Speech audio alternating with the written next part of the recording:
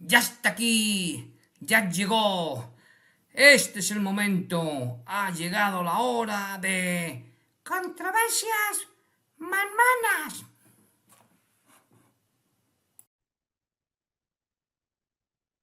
Hola mis controversianos, bienvenidos una ocasión más a Controversias Mormonas. Yo soy Emmanuel, el profeta desconocido, y os doy las gracias por acompañarme en esta ocasión más. Bien, antes que nada, desearos feliz Navidad, pues si acaso se me olvida en el futuro, o alguno de vosotros no se va a seguir conectando, pues feliz Navidad a todos y feliz Año Nuevo también. Bueno. No quiero que os olvidéis del guante que lancé, el desafío de que yo volveré a la iglesia de Jesucristo de los Santos Últimos Días, es decir, la iglesia mormona. Si hay alguno tan valiente que me demuestre que la iglesia es verdadera, sin usar la religión, lo cual es una misión difícil, ya que os digo que básicamente no se puede hacer. Igual que no se puede hacer demostrar que el libro de Mormón es verdadero o que la Iglesia de Jesucristo son los últimos días y la Iglesia mormona es verdadera. Algo que han dicho los apologistas mormones. Un apologista es aquel, para aquellos que no sepan, un apologista es aquel que defiende eh, una base. En este caso, es decir, en la Iglesia mormona, pues apologistas mormones. Es decir, si yo fuera, es decir, digamos, que defiendo a un colegio, pues el apologista del colegio. Que yo defiendo las matemáticas, un apologista de las matemáticas. ¿Entendéis? Bien.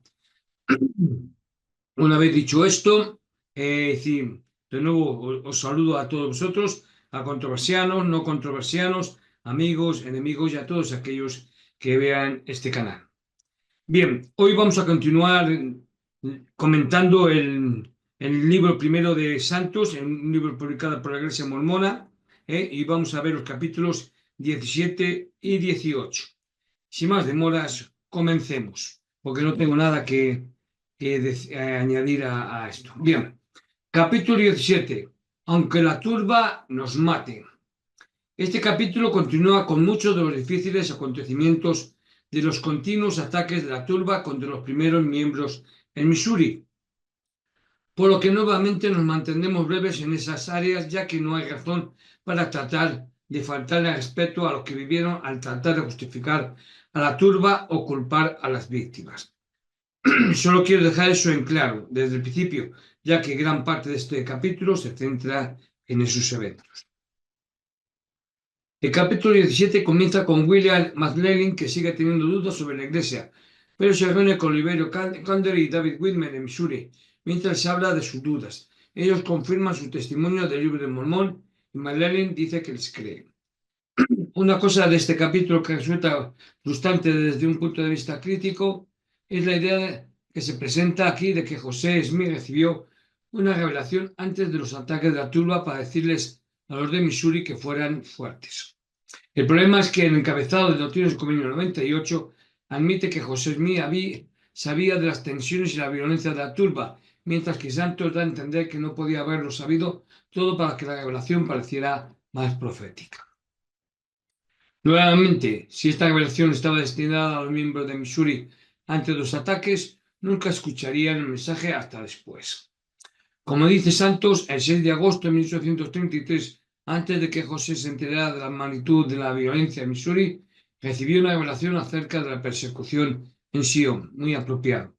La implicación clara aquí es que la revelación aborda la violencia en Missouri antes de que ocurriera, pero la revelación es una respuesta muy vaga a lo que han sido tensiones e incidentes crecientes que José Smith sin duda conocía, como se reconoce en el encabezado de Doctrinas y Convenios 98.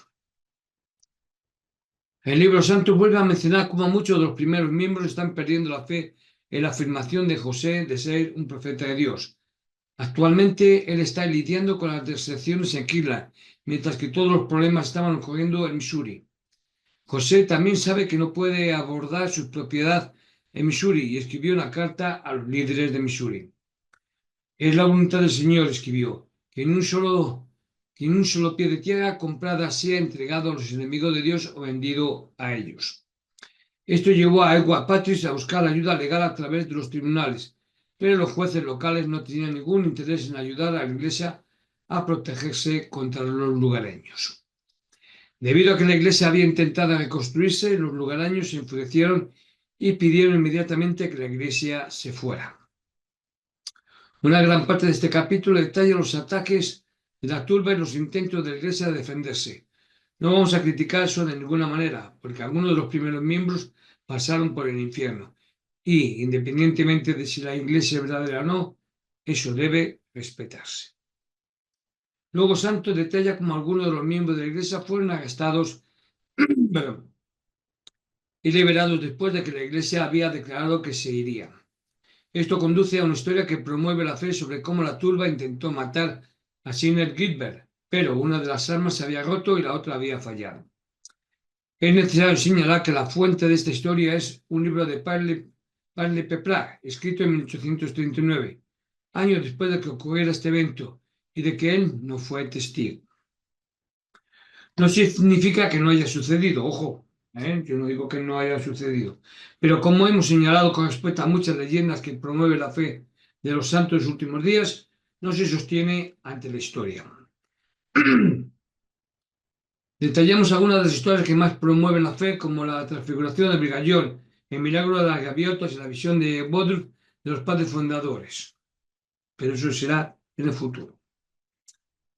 La iglesia comenzó a dirigirse hacia el norte después de estos ataques, y hay otra historia que promueve la fe sobre la recuperación de filo audible de un disparo.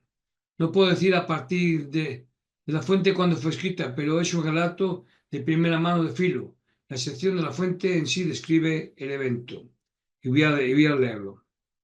David Wilmer, sin embargo, me envió un mensaje de que viviría y no moriría, pero no veía ninguna posibilidad de recuperarme. Después de que el cirujano me dejó, el hermano Newell Knight vino a verme y se sentó al borde de mi cama.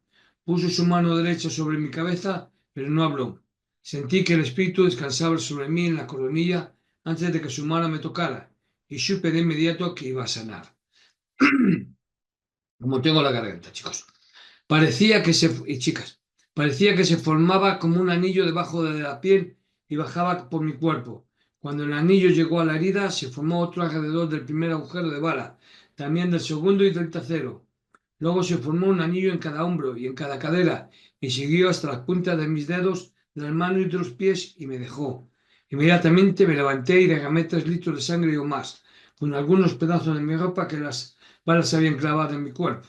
Luego me vestí, salí y vi la caída de las estrellas que tanto animó a los santos y asustó a sus enemigos. Fue una de las vistas más grandiosas que he visto en mi vida. Desde entonces no volvió a salir de mí ni una gota de sangre y nunca más volví a sentir el más mínimo dolor o molestia por mis heridas, excepto que estaba algo débil por la pérdida de sangre. Este relato, ya digo, es de Philo Dibble. Una vez más, nunca sabremos qué sucedió aquí. El punto es que este tipo de eventos milagrosos simplemente no han sucedido desde que tenemos la capacidad de documentar los eventos en tiempo real, y Santo no da cuenta de lo que el cirujano podía haber hecho antes de irse. La fuente tampoco lo hace, por lo que simplemente no sabemos si se realizó un procedimiento, si estaba bajo una fuerte medicación cuando el cirujano salió de la habitación o qué. El capítulo termina con José viendo una lluvia de meteoritos y creyendo que era el cumplimiento de la profecía de estrellas que caerían de los cielos antes de la segunda venida, cuando Salvador regresaría y reinaría 1000 años en paz. Esto me recuerda mucho al aspecto o las creencias que tenían digamos, en antigüedad. Por ejemplo, me refiero que cuando había un eclipse de sol, un eclipse de luna, pues, vamos, un eclipse de sol en este caso, es decir, ya creían que algo maligno iba a pasar, que era un castigo, etcétera, etcétera. O cuando, digamos, es decir, cuando ya no había luna wow, en fin, se asustaban. En fin, cosas así, ¿no? Cuando un meteorito caía, que eran muy, digamos, muy dados a pensar así. Y José Smith me recuerda esto, la estrella que haría el cielo antes de la segunda venida. Si las estrellas caen, no es así en esto de la lluvia de meteoritos, pero bueno, a José Smith le venía muy bien que decir eso y que la gente lo creyera. Una de las cosas, continúo leyendo, una de las cosas que a menudo mencionamos acerca de José Smith es nuestro, eh, al comentar estos capítulos, es que su doctrina sobre la ciencia, la astronomía y el mundo tiende a coincidir con lo que se pensaba en su vida, pero no antes, ni ciertamente después. En este caso, José Smith no sabe que es una lluvia de meteoritos, pero supone que es una señal de Dios de los últimos días. Así como José Smith no sabe que un arco iris es simplemente un reflejo refractario y dispersión de luz en gotitas de agua que dan como resultado un espectro de luz que aparece en el cielo. No sabía que las lluvias de meteoritos son algo que ocurre de manera natural, igual que los eclipses, etcétera. La leyenda del arco iris proviene de la siguiente enseñanza de José Smith. He preguntado al Señor concerniente a su venida, y mientras le preguntaba al Señor, envió una señal y dijo: en los días de Noé puso un arco en los cielos como señal de que en cualquier año en que el arco fuera visto, el Señor no vendría, pero habría tiempo de siembra y cosecha durante ese año. Pero cuando veas el arco retirado, será una señal de que habrá hambre, pestilencia y gran angustia entre las naciones, y que la venida del Mesías no está muy distante. Joseph Fielding Smith, Enseñanza de los Profetas, José Smith, sección sexta, 1843-44, página 341. Bueno, sabemos que los arcoíris se forman con la lluvia o las precipitaciones, por lo que la falta de arcoíris significa la falta de lluvia, lo que significa que habría familia, peste y angustia. Nuevamente, José Smith en ese momento no sabía que los arcoíris son un evento que ocurre de manera natural debido al reflejo del agua, por lo que un punto de vista crítico aquí es que él trata de hacer doctrina de ello para explicar en el verso que lo rodea a sus seguidores, lo que os he dicho. En realidad es que José Smith estaba enseñando que el fin del mundo estaba a pocos años de distancia, no 100 años ni 200 años, sino que sucedería en menos de 60 años. Esa es una de las razones por lo que dijo que en Missouri es donde aparecería el Señor y se congregaría Sion, etcétera, etcétera. Esta era la razón de la urgencia en su predicación, y el propio José Smith profetizó que si vivía hasta el año 1890, Cristo regresaría. No vivió.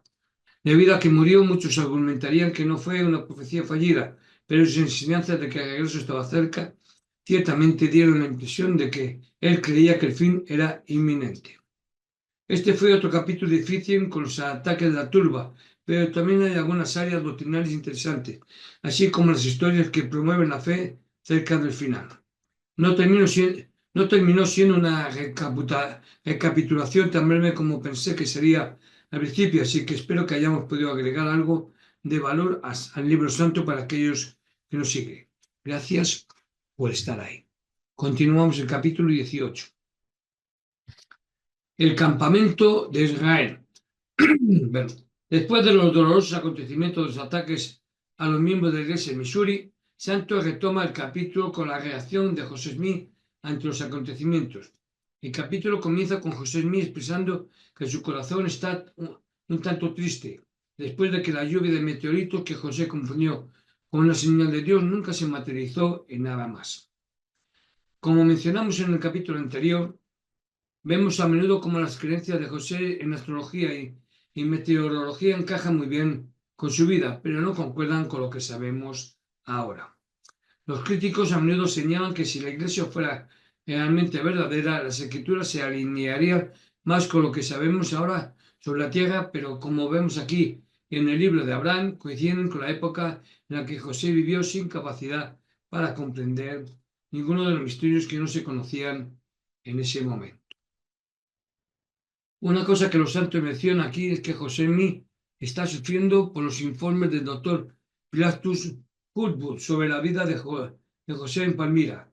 Señalan que el informe de Woodward a los de Ohio incluye historias, algunas falsas, otras exageradas. No mencionan cuáles son esas historias y rápidamente tratan de desacreditar a Woodward al señalar que Woodward también juró que se lavaría las manos en la sangre de José. En primer lugar, es necesario señalar que la amenaza de Woodward de lavarse las manos en la sangre de José, ya sea en sentido literal o no, es inexcusable. Este incidente se analiza en Ruth Stone Ronnie y se pregunta si el viaje de 4 semanas de José a Nueva York y Canadá durante un momento tan importante se hizo por temor a Woodward.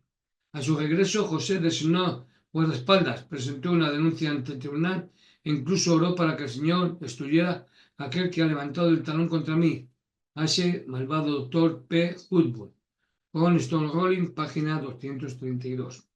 Sin embargo, lo que no se menciona en Santos es que Holwood registró declaraciones juradas de los vecinos de José en Palmira que hablaron sobre la historia de la familia Smith, de excavar en busca de dinero y tesoros y que contaron historias maravillosas sobre fantasmas, duendes, cavernas y varios otros asuntos. Los ciudadanos terminaron sus declaraciones señalando que estamos verdaderamente contentos de prescindir de su compañía. Road Stone Rollish, página 232. El problema es que, una vez más, Santos pasa por alto una parte muy preocupante de la historia de la Iglesia, mientras que omite la parte que podía hacer reflexionar a los miembros actuales. Es difícil afirmar que somos el estandarte de la verdad cuando cada caso se describe de la manera más promotora de la fe posible, con innumerables omisiones de difíciles eventos históricos de la Iglesia. Según la definición de honestidad de la Iglesia, también podemos engañar intencionadamente a los demás con un gesto o una mirada, con el silencio o diciendo solo parte de la verdad. Y os recuerdo algo. Como dijo Benji Morroy, una verdad a medias es una mentira. Siempre que inducimos a las personas de cualquier manera a creer algo que no es verdad, no estamos siendo honestos. LDC.org, Principios del Evangelio.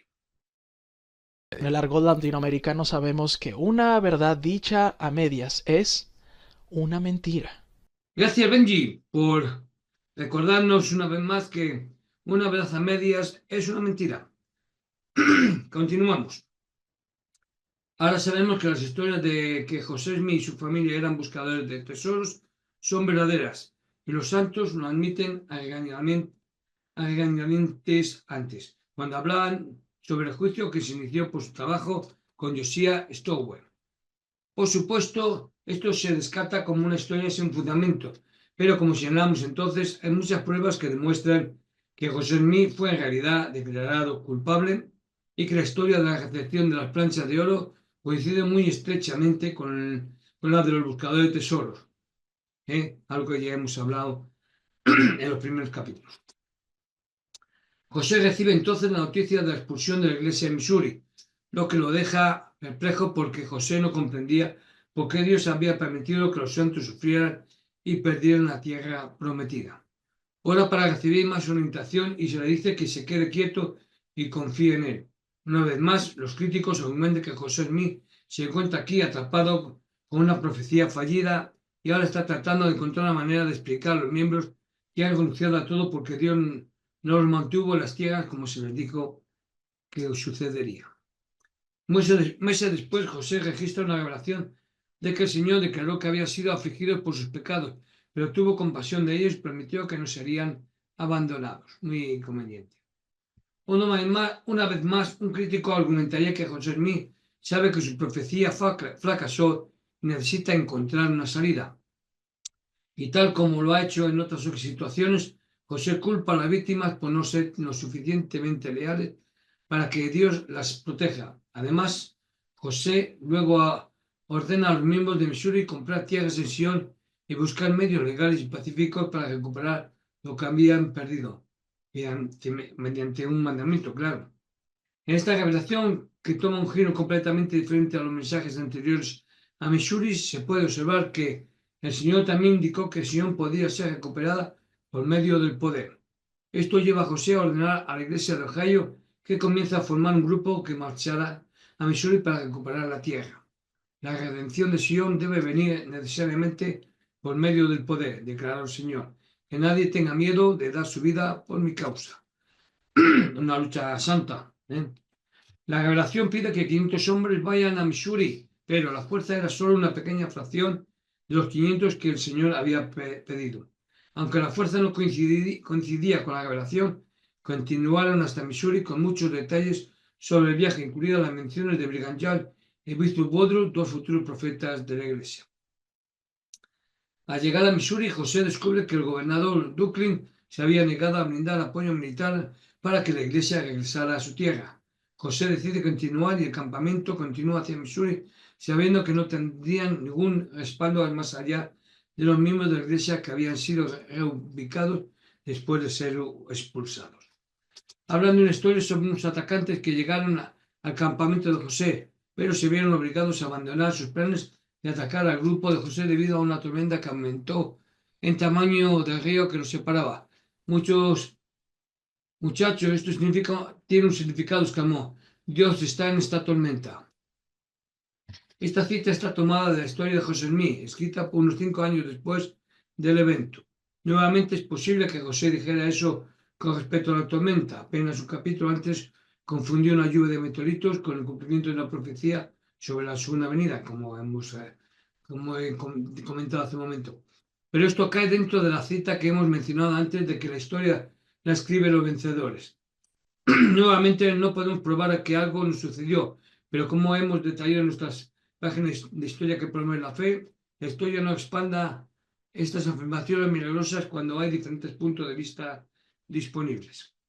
Sin ayuda del gobernador Duquesne, José comenzó a buscar a los funcionarios locales para que ayudaran a la iglesia a recuperar sus tierras. Los funcionarios accedieron a ayudar a calmar la ira de sus conciudadanos, pero advirtieron al campamento que no entrara en el condado de Jackson. Temían que si los miembros de la iglesia iban a Independence, la violencia podía escalar rápidamente. Casi seguro que podía. Al día siguiente, José Smith registró una revelación. Sion no se puede edificar, declaró, a menos que sea por los principios de la ley del reino celestial. A esto le siguió un mandamiento de que los miembros de la iglesia debían esperar para reconstruir Sion hasta que se hubieran preparado mejor con más conocimiento. Y esto no se puede llevar a cabo, explicó, hasta que mis líderes sean investidos con poder de lo alto. Esta revelación agradó a muchos miembros, pero enfureció a algunos que no comprendían por qué los había llevado hasta Missouri para luego regresar y dejar a los miembros de la iglesia de Missouri abandonados después de haber gastado tanto tiempo y dinero en llegar hasta allí.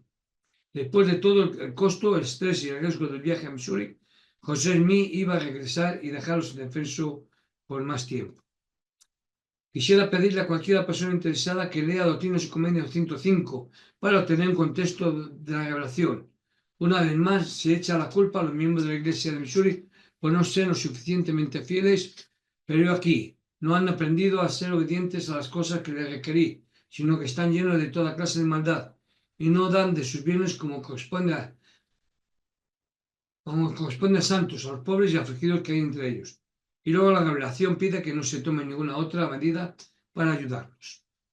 Se nos dijo en capítulos anteriores que Dios prometió proteger a la iglesia de Missouri, y ahora se nos dice que debido a que estaban llenos de toda clase de maldad, no solo no fueron salvos, sino que ni siquiera serán ayudados por José ahora. Es decir, se vio que tenía pocos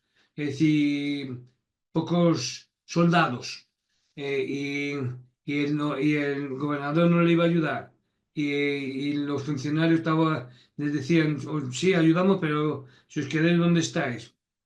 Pues se vio contra la espada de la pared y dijo, oye, mejor no. Una lectura crítica de Doctrinas y Convenios 105 lleva a algunos a creer que José estaba nervioso por emprender una batalla con tan pocos hombres. Él recibió esta revelación muy oportuna como una salida a lo que había sido una misión muy difícil desde el principio. También vale la pena señalar que la revelación de Doctrinas y Convenios 105 le da a él y a los líderes principales de la Iglesia una salida. No hablo concerniente a aquellos que son nombrados para dirigir, dice en la cita, a mi pueblo, quienes son los primeros líderes de mi iglesia, porque no todos ellos están bajo esta condenación. Doctrinas y Convenios 105:7. Este es un patrón con las revelaciones de José, que ya hemos notado varias veces en Santos. Dios siempre alaba a José y les dice a quienes tienen dudas de que no lo juzguen en las revelaciones, mientras les da una salida para las situaciones difíciles que hacen enojar a otros miembros anteriores.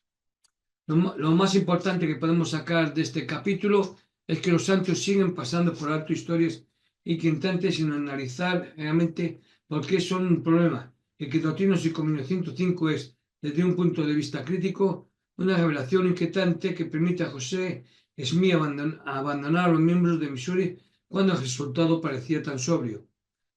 Y bueno, y esto no solo le da a José Smith una manera de regresar al genio, sino que lo hace echando la culpa a la actitud de los miembros de la Iglesia, mientras elogia nuevamente a José Smith y a los otros líderes principales de la época. El capítulo termina con la mayoría del grupo de José regresando a Ohio, mientras que unos pocos permanecieron en Missouri para ayudar a los miembros varados, especialmente Widow Booth, quien será un futuro profeta de la Iglesia. Una nota final sobre cómo la honestidad también puede consistir en decir solo una parte de la verdad. Ahora nos encontramos en el año 1834, en el capítulo 18, que según algunos relatos es posterior a que José Smith comenzara su relación amorosa polígama con Fanny Alger. Tal vez no sea un gran problema que Santo no mencione a Fanny Alger aquí, ya que sí la menciona más adelante, pero William Marley y Matty Harris tienen esta relación a partir de 1832 o 1833. Fanny no es mencionada a Santos hasta 1837, y en ese momento se la deja de lado como esposa según la revelación de José, que no se registrará hasta al menos 7 años después de que tuviera lugar la relación. Parece importante que el estandarte de la verdad mencione estos eventos tal como sucedieron, pero nuevamente se los deja fuera porque interrumpe por completo la narrativa limpia que se presenta aquí. Y como los críticos a menudo señalan, la historia de la Iglesia está moldeada de maneras que hacen que José parezca lo más perfecto posible, mientras que la historia que estamos señalando aquí cuenta una historia muy diferente. Y esa historia continuará en el capítulo 19. Gracias por leer. Y hasta aquí os hablo. Espero haberme podido expresar bien, haber podido comentar estos capítulos, lo cual he intentado hacerlo de la mejor manera posible. Os doy las gracias, os deseo una buena semana, espero que nos podamos ver la próxima semana, si nada lo impide. Portaros bien, sed buenos. Mi agradecimiento a todos vosotros, mis controversianos, a los que no son controversianos, amigos, conocidos, enemigos, y a todos aquellos que ven este programa y mi canal. De nuevo lanzo el desafío que si yo ahora no soy miembro de la Iglesia, y me salgo de ella, pero volveré a ella sin ningún problema si alguno me demuestra, sin usar la religión, que el libro de Abraham es verdadero. Ahí dejo el desafío y si alguno se atreve, pues adelante, pero dudo que lo podáis conseguir. En fin, y al decir esto quizás pueda parecer que hay una forma de demostrarlo, pero es que no la hay, ya que los apologistas mormones, algunos inducen que es cierto, no fue una traducción, pero fue una revelación. Si fuera así, ¿por qué en el libro de Abraham pone que fue una traducción de José Smith en lugar de una revelación? ¿Y por qué la Iglesia mormona, sabiendo que José Smith no tradujo bien los papiros, sigue usando esos papiros con la traducción de José Smith? Porque no desea que sus miembros sepan la verdad, ya que si lo supiesen, muchos se irían de la Iglesia. En fin, no voy a aburriros más. Gracias de nuevo os doy a todos vosotros que me veis y espero que contar con vosotros en el siguiente programa. Hasta entonces, adiós. Nos vemos.